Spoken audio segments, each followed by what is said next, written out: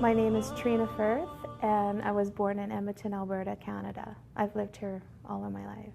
I grew up in what I would describe, honestly, as a dysfunctional, abusive family. But within that family, there was lots of beauty, too. And I was born into a Roman Catholic family. My mom was Roman Catholic and my dad was Baptist, and they married and we went to the Roman Catholic Church as children. And we went also to the Catholic schools growing up. I loved religion in school, and I especially loved God. I feel like I always had a very strong connection with God since I was a little girl. I remember doing my first communion, and that was a very special time for me. And I enjoyed the rituals actually in the church.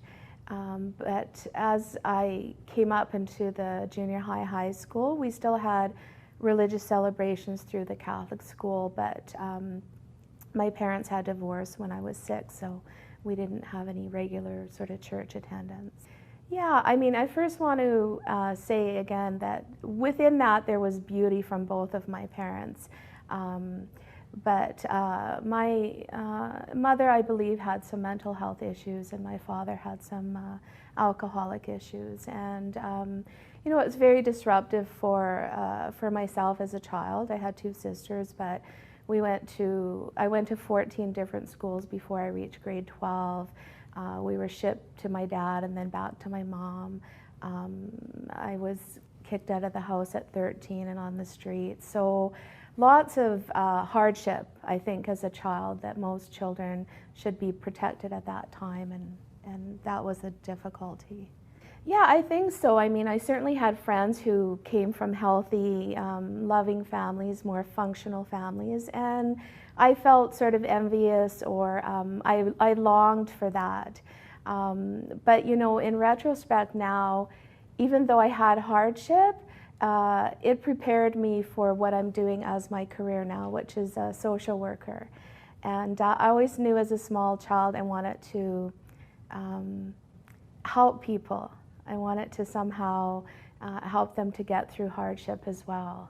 I did finish high school. Actually, at that time where I was sort of on the street, I found a place to live, and I was going to school, I was working and paying rent, and I was really struggling to finish the high school. And so I did finish high school, and then I went on to college and university. I took a child and youth care diploma, wanting to work with children and youth because, of course, mine was difficult, and I managed to get through that, I believe, with the help of God. And then I went on to the University of Calgary and took my social work degree. And so now I work with couples, marriage counseling, and that type of thing. Yeah, I think I just always referred to myself as Christian, not so much any particular denomination. And I very much always felt very connected to God. So I guess I considered myself more spiritual. I never not believed in God. In fact, I feel like through my hardships, my belief in God grew stronger. I actually did work straight away. I did have a marriage. I was married for 23 years, and I'm currently divorced, but I have 2 beautiful children from that marriage. And so while I was going to university, I was also raising my children and having a family. This was actually just a few years ago. And I mean, in my work as a social worker, I work with very diverse populations, right? All different religions and ethnicities, and that's the beauty. That's one of the beauties I learned from my family as a child, you know, is that diversity is okay. But I really honestly didn't have much interaction with a lot of Muslim people, and didn't really know much about it. But I met a friend, actually a neighbor of mine, and we started talking, and he told me he was sponsoring some orphan children, and characteristics that he had that he would relate to Islam. And then I became sort of curious, like, who is this man that has such a beautiful character? And that, what is this Islam, right? I mean, I knew of it, but I didn't listen to the media. And that was sort of my first more strong encounter with that. Honestly, I never really thought about it. I mean, I had friends from all walks of life, all different religions, all different ethnicities, but I didn't really think of anything in that context. I always just thought spiritually, and if the person was good, based on their behavior and their character. It didn't matter to me sort of what was their religion. So I didn't really honestly think much about Islam. I didn't think bad or good. Well, actually, that was a beautiful encounter because, as I said, I saw these beautiful behaviors, and one day this friend of mine was donating a carpet to one of the mosques and said, would you like to come? And I thought, oh my gosh, I've never been to a mosque. And he said, you have to wear a scarf. And I think I wanted to know some of the, I guess, stereotypes, like are women, you know, oppressed if they wear the hijab? I heard, you know, women have to ask, you know, for permission to leave the house. So some of the things that maybe I'd be more nervous about, right? And then they would explain it in context and in its true form that, you know, in fact, hijab is not oppressive, it's liberating, and it's between you and God. And as I started to talk, I've always been a very intuitive person. I think this came from my childhood, is I was drawn to people based on good energy. And these people had beautiful energy. And I was really drawn to that. And it wasn't so much what we always said as it was watching their behaviors match. What do we say in our culture? They walk the talk, right? And to me that was really important because I did see growing up some hypocrisy in you know, people who would go to church on Sunday and on this day they were great Christians, and then during the week they were doing things that weren't very Christian-like. Yeah. You know, actually it was only a matter of a couple of months for me. Again, for me, something resonated in my heart and my soul with the things that they were sharing with me, the questions, again, watching their behaviors. I really thought, I mean, it's kind of idealistic, but I've always thought people should be kind to each other and have good manners and common courtesies. And I really was at a place in my life where I felt like people were losing these things, especially in the materialism and our technology. And when I started to see this again, it just resonated in my heart. And within a couple of months, I said to the one beautiful girl who, her and her husband bought me this, I said, I want to become Muslim. And how do I do that? And they said, you have to do Shahada. I said, what's that? Right? And so I actually just did it with my girlfriend and one other girl initially.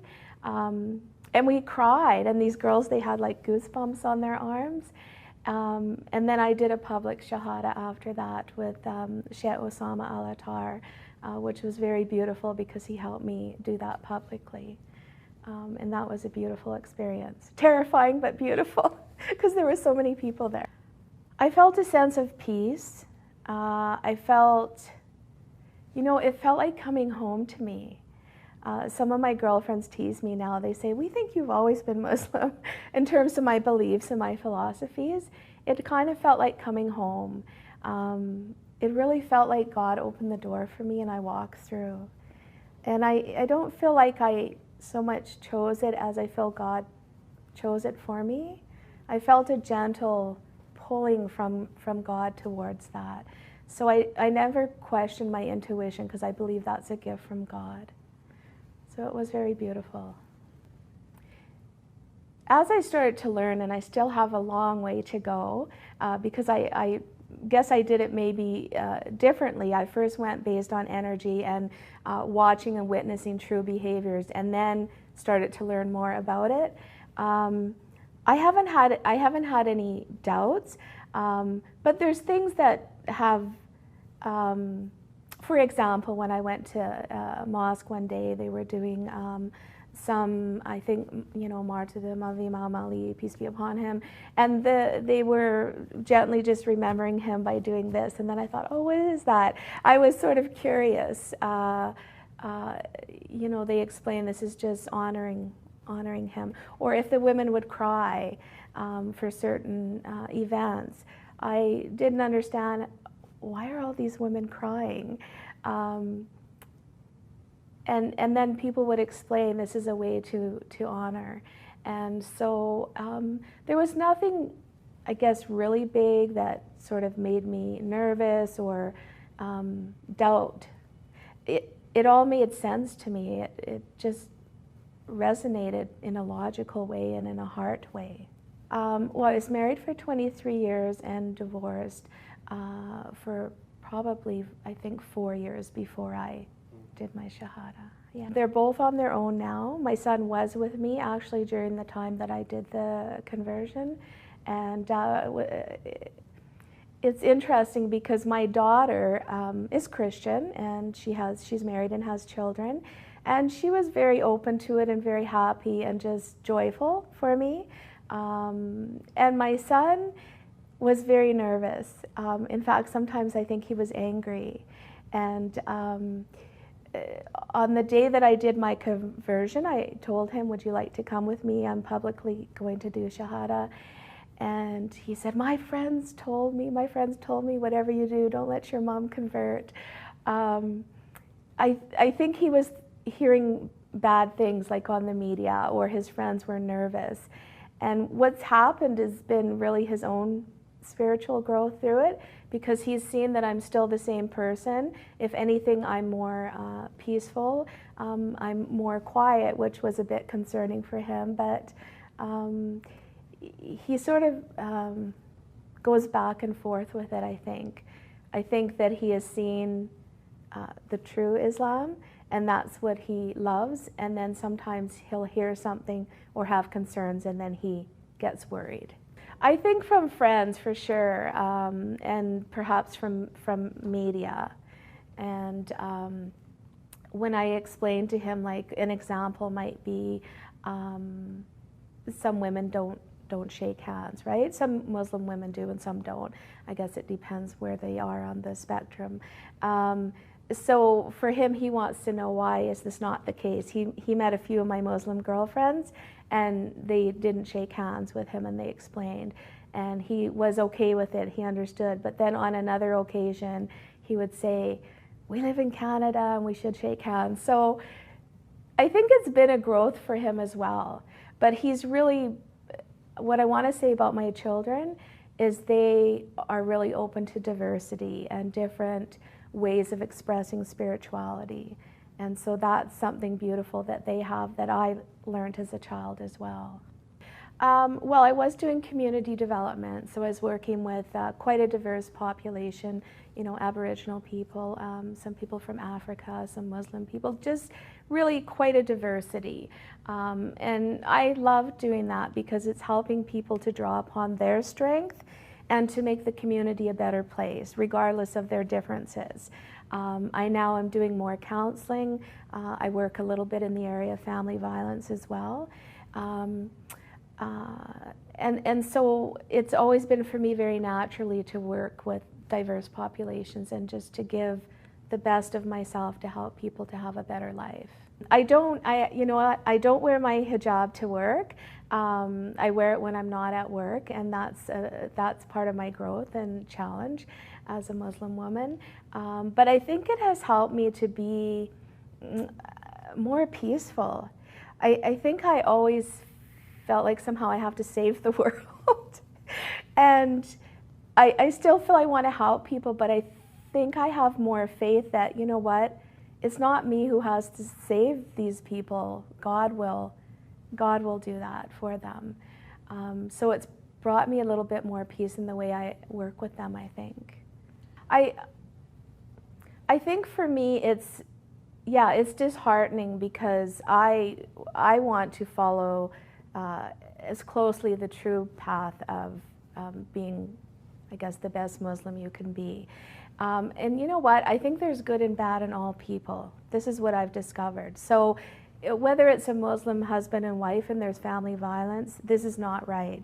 Whether it's a Christian husband and wife, or whether it's even an atheist husband and wife, violence is violence is violence, and it's not okay.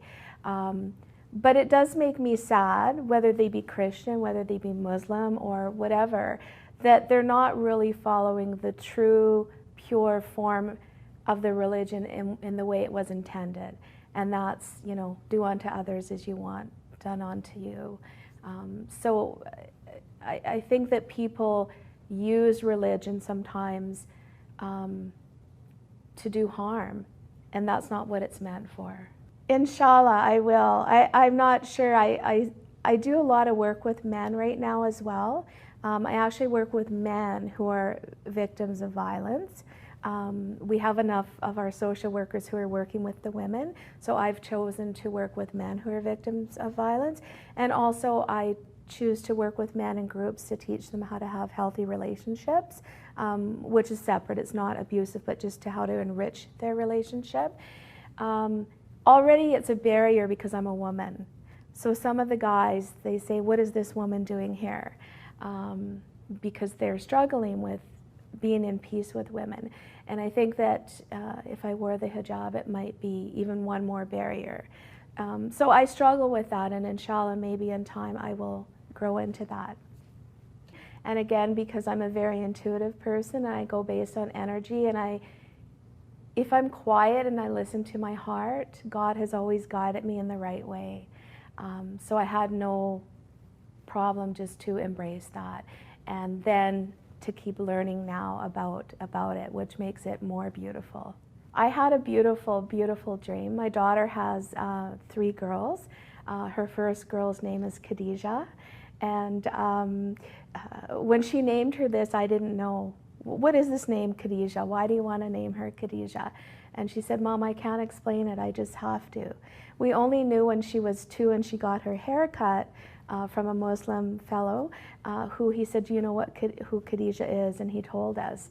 And so I had a dream, actually, that myself and Khadija were walking down the street holding hands, and we looked up to the sky, and there was a majestic, beautiful cloud in the shape of an elephant. And we were telling people on the street, you should look at this, it's important. And people didn't want to look. So the elephant blew some fire towards them, but not to hurt them, just to warn them. And then we started crying, Khadija and I, because we knew that this was God, and God was merciful and kind, and God just wanted to say to the people that I am majestic and you should look towards me. And so I had lots of dreams about Islam, and the cloud was whispering this word, Islam, Islam. And I shared this dream with Khadija, and we cried. It was beautiful. I'm typically a very private person, so throughout my life I don't necessarily discuss politics or religion. But if it comes up in the conversation, for example, there was one fellow at my work, he was saying something about Muslim men. And then I closed the door and I said, listen, brother. And I've always called everyone brother and sister at work, even before I converted. And I said, you know, this isn't true, and do you know that I'm Muslim? And he said, you're Muslim? Because of course I don't wear the scarf. And he was very happy. And he's been asking me lots of questions since then. So for me, if it comes up naturally, I will share that with them for sure. I actually love wearing it when I'm not at work. I struggled a bit initially, and I think I felt a bit rebellious. I'm not wearing it, only to mosque. And once I made that stand, then I felt like I had to wear it every day. But I've had some beautiful encounters wearing it. I had one, I went to Safeway. This fellow was in front of me, and he was short for money, so I paid the difference. And he said, "You're so kind, this is so nice." And a Muslim fellow who was working at the Safeway said, "Oh, this is what we do as Muslim people." He was so proud. And then the guy who I paid for said, "Is there anything I can do for you?" I said to him, "Yeah, just please say a prayer for me." And then he said, "I'm atheist." So I thought, well, this is good. This is a good encounter he had with a Muslim person. So I've had sort of funny encounters like that, and I actually enjoy to wear it. And yeah, sometimes people look, but it's okay. Yeah. I think a little of both now. I've always been someone who's very inquisitive, so I ask lots of questions, and so I'm always asking questions to my girlfriends. What about this? Or there was a lecture by Sheikh Osama. He said this. What do you think about that? I email Sheikh Osama Al-Attar with questions. This is how I learn, is by asking. But I do have some books, and I watch the Al-Bayt TV, and I'm trying to, I guess, discipline myself to learn a little bit more on my own. But more of it just sort of comes naturally, and I feel like spiritually this is a journey for me, and it will continue for the rest of my life, so I don't feel in a rush to grab all the books. Knowledge, I think, is important for sure, but I've always run my life more on a spiritual, energetic path, so it happens more naturally. Honestly, I want to become the best Muslim woman that I can be for me, and that people can see that beauty and light in me the same way that I saw in them, and that they will ask me questions, and I hope that maybe some people will convert because of it. But I think I want to keep helping people, and I want to be more peaceful in myself and grow in my faith. I really love God and I have good faith, but I think sometimes I need to have bigger faith, and so that's really my ambition, is to make that faith bigger for myself so that people can see that as well. I think I've been really blessed to be able to go to the majority of the mosque here, so I hope I'm not saying them incorrectly, but there's, the Lebanese mosque and the Iraqi mosque, and then more the South Asian mosque in terms of culturally who goes there. They're all different and yet all beautiful, and I have felt very welcomed by the brothers and the sisters. One of the things that I think, though, because again, when I did the Shahada publicly, it's so beautiful. People are so much congratulating you and showing their love. And I do think, though, honestly, as a new convert, there could be more support emotionally, in terms of books and stuff. So it's there, but it's because I've reached out to people and they've received me quite beautifully. But I don't know if I was reaching out if they could, because life is busy, right? So I think that people are busy, they have families, they have their lives, and they might not know that you need more support. Even just in terms of learning Salat, like I went to 3 or 4 different women, but they all did it a little bit differently. So I'm saying people are there for you, but I've had to reach out for it and continue to do that.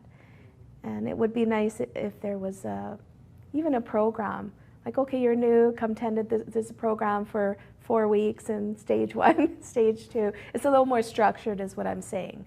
That would be helpful as well. My first year I went to the Iraqi mosque, and it was always in Arabic. And I don't understand Arabic, but I understood on a soul level, and then sometimes the women would translate for me.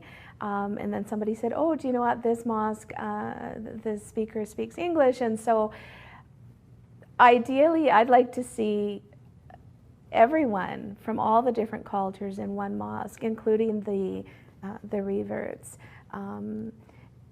But I still think that when you're new, you need maybe something on the side where you can all attend and continue to learn. So maybe a combination of both.